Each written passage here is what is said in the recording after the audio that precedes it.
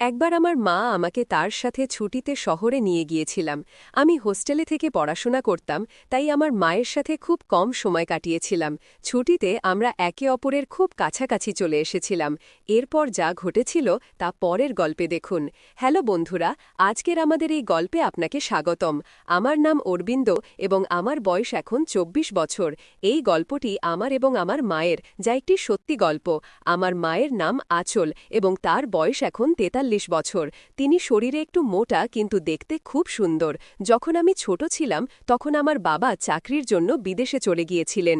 এরপর তিনি সেখানেই বিয়ে করে ফেলেন এবং কখনো ফিরে আসেননি। এই ঘটনায় আমার মা খুব কষ্ট পেয়েছিলেন, কিন্তু ধীরে ধীরে তিনি সামলে ওঠেন। এখন আমাকে লালন পালনের সব দায়িত্ব মায়ের ওপরেই এসে পড়েছিল, তাই তিনি নিজের জন্য চাকরি খুঁজতে লাগলেন। কিছুদিন পর আমার মামা আমার মাকে একটি চাকরির কথা বললেন, যেখানে একটি বড় কোম্পানির বসের সেক্রেটারির কাজ ছিল। প্রথমে মা মানা করলেন, কিন্তু মজবুরি ছিল, তাই মা রাজি হয়ে গেলেন এবং চাকরি জয়েন করে নিলেন। এখন এতে একমাত্র সমস্যা ছিল যে সেক্রেটারি হওয়ার কারণে মাকে সবসময় বসের সাথে আন্তর্জাতিক সফরেও যেতে হতো, আর আমি তখনও ছোট ছিলাম। যখন মা আন্তর্জাতিক সফরে যেতেন তখন আমাকে সবসময় আত্মীয় স্বজনের বাড়িতে রেখে যেতেন। আমি শেষ পর্যন্ত বাড়ির চেয়ে বেশি সময় আত্মীয় স্বজনের সাথেই কাটিয়েছি। যখন তিনি ছোট ভ্রমণে যেতেন তখনও আমাকে আমার নানির বাড়িতে রেখে যেতেন। কিছুদিন পর আমাকে বোর্ডিং স্কুলে পাঠিয়ে দেওয়া হলো এবং আমি সেখানেই হোস্টেলে থাকতে লাগলাম। যখন আমি কলেজে এলাম তখনও আমি ডরমিটরিতে থাকতাম। সেই বছরগুলিতে আমি আমার মাকে শুধুমাত্র গ্রীষ্মের ছুটিতেই দেখতাম, সেটাও তখন যখন আমরা বিশ্বের কিছু সেরা জায়গায় ছুটি কাটিয়েছি। দুর্ভাগ্যবশত তার এই চাকরির কারণে এই সুযোগ সাধারণত ৪ বা ৫ দিনের বেশি স্থায়ী হতো না। গ্র্যাজুয়েশনের পর আমি গ্রীষ্মে কিছু মহিলা বন্ধুদের সাথে ডেটিং করে নিজেকে ব্যস্ত রাখার পরিকল্পনা করলাম, কিন্তু ঠিক সেই দিনেই মায়ের ফোন এলো এবং তিনি বললেন, অরবিন্দ, আমি গোয়ায় আমাদের ছুটির জন্য সমুদ্রের পাশে একটি জনপ্রিয় রিসর্ট বুক করে ফেলেছি এবং আমাদের ২ দিন পর বেরোতে হবে। এটা শুনে আমার মন খারাপ হয়ে গেল, কারণ মা আমার সাথে না জিজ্ঞেস করেই সব বুক করে ফেলেছিলেন। আমার তো তৈরি পরিকল্পনা নষ্ট হয়ে গেল, কিন্তু একটা খুশিও ছিল যে অনেক দিন পর মায়ের সাথে সময় কাটানোর সুযোগ পাওয়া গেছে। তাই আমি সব ভুলে খুশি হয়ে গেলাম। পরের দিন সকালে আমি ডরমিটরি থেকে বাড়ির জন্য বেরিয়ে গেলাম। যখন আমি বাড়ি পৌঁছালাম তখন মাও বাড়ি এসে গিয়েছিলেন। বাড়ি যেতেই মা আমাকে জড়িয়ে ধরে বললেন, কেমন আছে আমার ছেলে? আমি বললাম, ভালো আছি মা, শুধু তোমার খুব মিস করছি। তখন মা বললেন, বেটা, এই জন্যই তো তোমার সাথে ছুটিতে যাওয়ার পরিকল্পনা করেছি, যাতে আমরা দুজনেই একসাথে সময় কাটাতে পারি। এরপর আমরা দুজনেই খাবার খেলাম এবং মা বললেন, অরবিন্দ, তোমার প্যাকিং করে ফেলো, আমাদের কাল সকালে বেরোতে হবে। আমি বললাম, ঠিক আছে মা, এবং আমি আমার রুমে গিয়ে প্যাকিং করে ঘুমিয়ে পড়লাম। পরের দিন সকালে আমরা দুজন গোয়ার জন্য বেরিয়ে গেলাম এবং দুপুরের মধ্যে গোয়া পৌঁছে গেলাম। সেখানে পৌঁছে আমি দেখলাম যে মা হোটেল না নিয়ে সরাসরি সমুদ্রের পাশে একটি ছোট্ট তারপর মা হঠাৎ করে আমার জীবনে অনেক আগ্রহ নিতে শুরু করলেন এবং আমরা কথা বলতে অনেক সময় কাটাতে লাগলাম। তাকে কাছে থেকে দেখলে আমি বুঝতে পারতাম যে তিনি এখনও ভালো অবস্থায় আছেন। সমুদ্র সৈকতে অনেক পুরুষ আমার মাকে তাকিয়ে দেখত, কিন্তু তিনি তাদেরকে না দেখার ভান করতেন। দিনের শেষে আমরা আমাদের স্যান্ডবেড এবং ছাতা দ্রুত সমুদ্র সৈকতে ফেলে এসে আমাদের ভিলায় ফিরে এলাম। কাপড় বদলে আমরা একটি স্থানীয় রেস্টুরেন্টের ছাদে রাতের খাবার খেতে গেলাম। রেস্টুরেন্টে আমরা একটি মার্টিনি এবং সালাদ দিয়ে শুরু করলাম। তারপর লবস্টার এবং অন্যান্য সামুদ্রিক খাবারের সাথে হালকা ফ্রেঞ্চ হোয়াইট ওয়াইন নিলাম। রাতের খাবারের পর আমরা রেস্টুরেন্টের পাশের রাস্তায় হাঁটতে বের হলাম। রঙিন ভিড়ের মধ্যে হাঁটতে হাঁটতে আমরা বার এবং ক্যাফেতে বাজানো সঙ্গীত শুনতে পাচ্ছিলাম। মা আমার হাত ধরে হাঁটছিলেন। তখনই আমি তাকে বললাম, মা, আশেপাশের লোকেরা কি ভাবছে?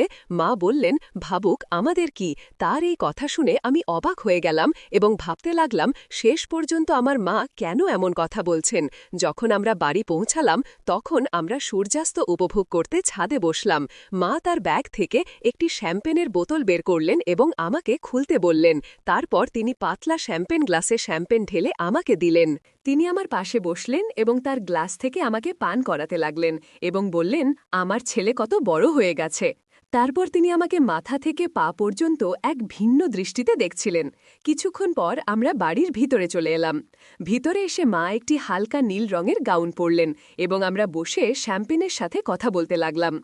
তিনি তার পা আমার দিকে থাকা চেয়ারে রাখলেন। এটি দেখে আমি বুঝতে পারছিলাম না যে মা কেন এসব করছেন। আমি প্রথমে কিছুটা ঘাবড়ে গিয়েছিলাম, কিন্তু কিছুটা শ্যাম্পেন পান করার পর আমি সাহস করে তার দিকে তাকালাম। তখন আমি দেখলাম যে তার মুখে আজ এক ভিন্ন অভিব্যক্তি ছিল। আমার এইভাবে তাকানো তাকে মোটেও বিরক্ত করছিল না। তিনি হাসতে হাসতে জিজ্ঞাসা করলেন, "বেটা, আমি কি তোমার ভালো লাগি?" আমি বললাম, "হ্যাঁ মা, খুব।" কিছুক্ষণ পর আমরা দুজনেই বেডরুমে চলে গেলাম, যেখানে আমি আমার মায়ের অনুরোধে কিছু সুগন্ধি মোমবাতি জ্বালালাম। আমাদের বেডরুমে ধীরে ধীরে ইংরেজি সঙ্গীত বাজছিল। আমরা বেশ মাতালো হয়ে গিয়েছিলাম, কারণ আমরা অনেক শ্যাম্পেন পান করেছিলাম। আমরা বিছানায় শুয়েছিলাম, তখন মা বললেন, "আজ আমি অনেক রোদ পেয়েছি, তুমি কি আমার পিঠে লোশন লাগিয়ে দেবে?" আমি বললাম, "হ্যাঁ মা, অবশ্যই।" তিনি আমার সামনে তার পা রাখলেন এবং আমি হাতে লোশন নিয়ে তার পায়ে লাগাতে লাগলাম। তখন তিনি কোনো দ্বিধা ছাড়াই আমাকে জিজ্ঞাসা করলেন, "বেটা, বলো তো, আমার সম্পর্কে তোমার কি মনে হয়?" আমার মুখ থেকে হঠাৎ উত্তর বেরিয়ে এলো, "অসাধারণ।" তখন মা আমার দিকে তাকিয়ে বললেন, "বেটা, আমি এতদিন তোমাকে নিজের থেকে দূরে রেখেছি, এ ব্যাপারে তোমার কি মনে হয়? আমি কেমন মা?" তখন হঠাৎ আমার মনে হলো যে আমরা আমাদের জীবনে এত কম সময় একসাথে কাটিয়েছি। ছোটবেলা থেকে মায়ের কথা মনে করার সমস্ত অনুভূতি আমার স্মৃতিতে ভেসে উঠল। আমার চোখ থেকে অশ্রুর ধারা বয়ে পড়তে লাগল। হঠাৎ মা আমার দিকে তাকালেন এবং তিনি লিকাট উঠে এসে আমাকে জড়িয়ে ধরে বললেন, "আমাকে মাফ করে দিও বেটা, আমি খুব খারাপ মা। আমি চাকরির চক্করে আজ পর্যন্ত আমার ছেলেকে নিজের থেকে দূরে রেখেছি। তুমি চাইলে আমাকে কোনো শাস্তি দিতে পারো, আমি মানি।" মা বললেন, "আমি বুঝতে পারছি বেটা, তোমার কি কষ্ট হয়েছে, কিন্তু এখন আমি প্রতিজ্ঞা করছি আজকের পর কখনো তোমাকে আমার থেকে দূরে রাখব না, এমনকি যদি আমাকে চাকরি ছাড়তে হয়।" এটি শুনে আমি খুব খুশি হলাম এবং আমি শক্ত করে মাকে জড়িয়ে ধরে বললাম, "না মা, তোমাকে কোনো শাস্তি দেব না।" তারপর আমরা দুজনেই একে অপরের অশ্রু মুছে দিলাম। তারপর সারা রাত বসে আমরা অনেক হাসি ঠাট্টা করলাম। আমার মনে হলো যেন আজ জীবনের সমস্ত সুখ পেয়ে গেছি। পরের দিন আমরা আমাদের বাড়িতে ফিরে এলাম। এখন আমার মা তার চাকরি ছেড়ে দিয়েছেন এবং বাড়ির কাছে একটি বিউটি পার্লার খুলেছেন, যা দিয়ে আমাদের বাড়ি ভালোই চলে। এখন আমরা দুজন মা ছেলে ভালোভাবে জীবন কাটাচ্ছি এবং আমাদের জীবনে খুব খুশি। তাই বন্ধুরা, এটা ছিল আমাদের ছোট্ট মা ছেলের গল্প। আপনি এই গল্পটি কেমন লেগেছে কমেন্ট করে অবশ্যই জানাবেন। যদি গল্পটি আপনার ভালো লেগে থাকে তবে এটি লাইক করুন এবং আপনার বন্ধুদের সাথে শেয়ার করুন। এ ধরনের আরও রোমাঞ্চকর গল্পের জন্য আমাদের চ্যানেল সাবস্ক্রাইব করুন এবং বেল আইকন টিপতে ভুলবেন না, যাতে আপনি আমাদের কোনো গল্প মিস না করেন। আমি রাধিকা বাথরুমে স্নান করছিলাম। বাথরুমের দরজাটা কাচের ছিল, যার মানে ভেতরের ব্যক্তি বাইরের ছায়া দেখতে পাবে এবং বাইরের ব্যক্তিও ভেতরের ছায়া দেখতে পাবে। স্নানের সময় আমি লক্ষ্য করলাম দরজার সামনে কেউ নড়াচড়া করছে। এটা দেখে আমি একদম থেমে গেলাম। তারপর ভাবলাম, এটা কি হতে পারে?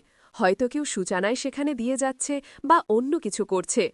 আমি রাস্তেরই আনছিলাম কি করব। তারপর খুব কষ্টে নিজেকে সামলে নিয়েছি।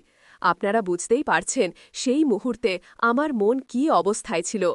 আমি দ্রুত তোয়ালে জড়িয়ে নিলাম। তখনই সম্ভবত সে আমার আওয়াজ শুনে ফেলেছিল। আমি বাথরুম থেকে বের হয়ে এমন ভাব করলাম যেন আমি কিছুই জানি না, না কিছু দেখেছি, না কিছু বুঝেছি। তারপর সোজা আমার রুমে চলে গেলাম এবং ইচ্ছে করে দরজাটা একটু খুলে রেখে দিলাম। আমি ভাবলাম, যদি এটা সূচনা হয় তাহলে সে আবার এদিকে আসবে না। কিন্তু যদি ইচ্ছে করে সে এমন করে থাকে তাহলে বারবার আসবে। আর সত্যি যেমন ভেবেছিলাম তেমনই হল। আমি দেখলাম সে আমার রুমের দরজার সামনে দিয়ে যাচ্ছে এবং স্পষ্ট দেখতে পেলাম সে আমাকেই দেখছে। সেই মুহূর্তে আমি বুঝে উঠতে পারছিলাম না কি করব। কিন্তু তারপর নিজেকে বললাম, রাধিকা, যদি সে নিজে তোমার কাছে আসে তাহলে সে যা চায় তাকে তাই দিয়ে দাও। যাই হোক, ভাগ করে নিলে কিছু কমে যায় না। এই ভাবনা আসার সাথে সাথেই আমি নিজেকে সেই মুহূর্তের হাতে সঁপে দিলাম। আমি কাপড় বদলে একটি হালকা স্বচ্ছ নাইটি পরলাম। তারপর ড্রয়িং রুমে টিভি দেখতে গেলাম। সেও সেখানে বসেছিল। সে আমাকে দেখে বলল, দিদি, কিছু পান করতে আনব? আমি স্নেহে বললাম, না ভাই, তুমি থাকো, তুমি আরাম করো। আমি কিছু মিষ্টি আর 2 গ্লাস জুস নিয়ে আসছি, তারপর আমরা একসাথে খাব। ততক্ষণ তুমি একটা ভালো সিনেমা বেছে নাও। এটা বলে আমি চলে গেলাম। যখন আমি মিষ্টি আর জুস নিয়ে ফিরলাম তখন আমার ভাই একটা অ্যাকশন মুভি দেখছিল। আমি বললাম, এটা কি দেখছিস ভাই? এটা তো শুধু মারামারি, এটা বন্ধ কর, 2 মিনিট অপেক্ষা কর, আমি এক্ষুনি আসছি। আমি আমার রুমে গেলাম, একটা পেনড্রাইভ নিয়ে এসে বললাম, দেখ ভাই, আমার এই পেনড্রাইভে অনেক সিনেমা আছে, চলো এগুলো দেখি। বন্ধুরা, আমি আপনাদের বলছি, আমি রাধিকা আমার পেনড্রাইভের সিনেমাগুলোর প্রতি আসক্ত হয়ে পড়েছিলাম।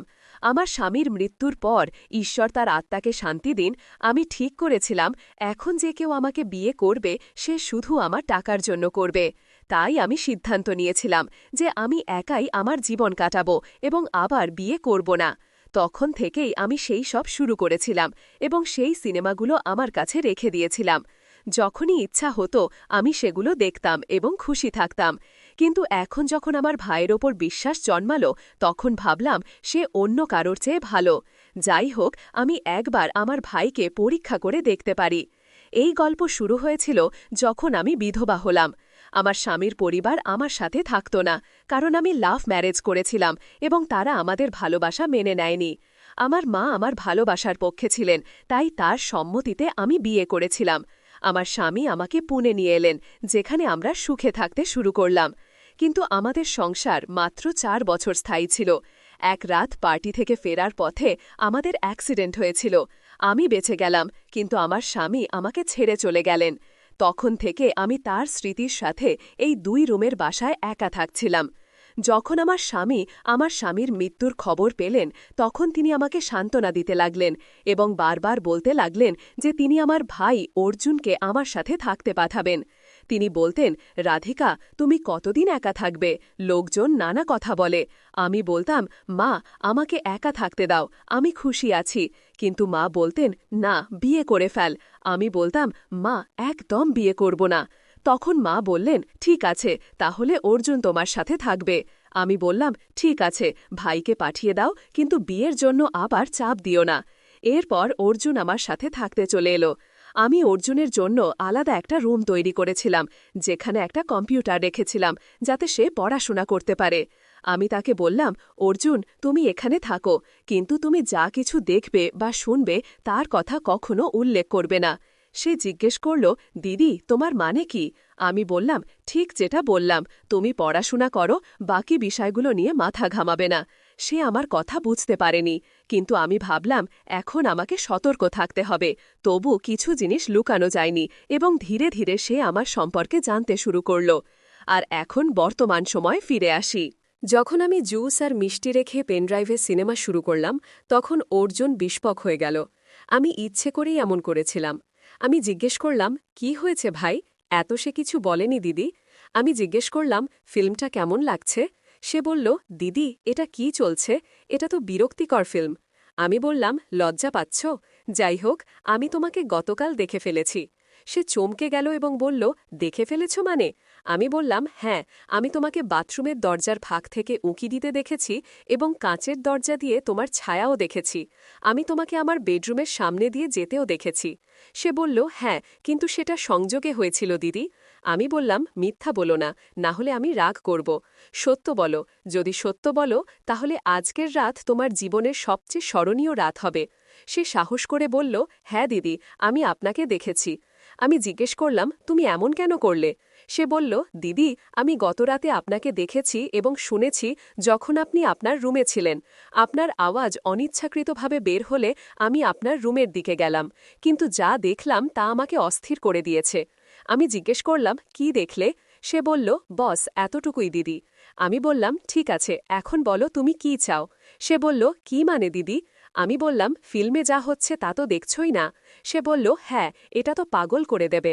আমি বললাম, কেন পাগল করে দেবে? সে বলল, দিদি, আমি যুবক, এমন জিনিস দেখলে কি হবে? আমি বললাম, কিছুই না, এবং অনেক কিছু। আজ আমি তোমাকে সেই অনুভূতি দেব যা তুমি আগে কখনো পাইনি। বন্ধুরা, সত্যি বলতে না তার বিশ্বাস হচ্ছিল না আমার। আমি জানতাম না যে আমি এমন কিছু করতে পারি, কিন্তু সেই মুহূর্তটা খুব বিশেষ ছিল। আমার অনেক দিন হয়ে গিয়েছিল, তাই আমি সব ভুলে গিয়ে সেই মুহূর্তে হারিয়ে গেলাম। আমার ভাই অর্জুন এখন যুবক হয়ে গিয়েছিল। সে এমন ছিল যে কোনো নারী তাকে পছন্দ করতে পারত। সে সব জানত, কিন্তু আমাকে একটু ভয় পেত। যখন আমি ফিল্মের হিরোইনের মতো তার সামনে এলাম, তার সাহস বেড়ে গেল। তারপর আমরা সেই রাতে একে অপরের মধ্যে হারিয়ে গেলাম। আমি বারবার তার দিকে এগিয়ে গেলাম এবং সেও আমার মধ্যে ডুবে গেল। শেষে আমি বললাম, বস করো অর্জুন, আমি আমার হক নিয়ে নিয়েছি, এখন আর দরকার নেই। সে বলল, কিন্তু দিদি, আমার মন এখনো ভরেনি, আমি আরও চাই। আমি বললাম, আমি আছি না, যা চাও নিয়ে নাও। তারপর সে এমন কিছু করল যা আমি স্বপ্নেও ভাবিনি।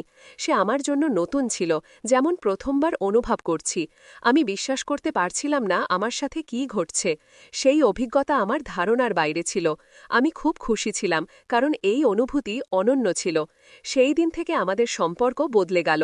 আমার ভাই আমাকে প্রতিদিন প্রচুর ভালোবাসা দিতে শুরু করল। আমরা এটি কয়েক মাস ধরে করলাম, কিন্তু তারপর একটি খবর আমাকে হতবাক করে দিল।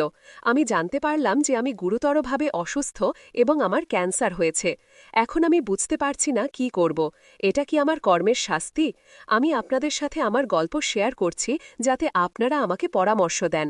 আমি জানি আপনারা বলবেন যে এটা আমার কর্মের ফল, কিন্তু আমি চাই আপনারা আমার অনুভূতি বুঝুন। আমার জায়গায় নিজেকে রেখে দেখুন এবং তারপরও পরামর্শ দিন। আমি আপনার পরামর্শের অপেক্ষায় থাকব এবং সেগুলো মনোযোগ দিয়ে পড়ব। তো বন্ধুরা, এটা ছিল আমার গল্প। আপনাদের কেমন লাগলো কমেন্ট করে অবশ্যই জানাবেন। যদি পছন্দ হয় তবে লাইক করুন এবং বন্ধুদের সাথে শেয়ার করুন। এমন গল্পের জন্য আমাদের চ্যানেল সাবস্ক্রাইব করুন এবং বেল আইকন টিপতে ভুলবেন না। ধন্যবাদ।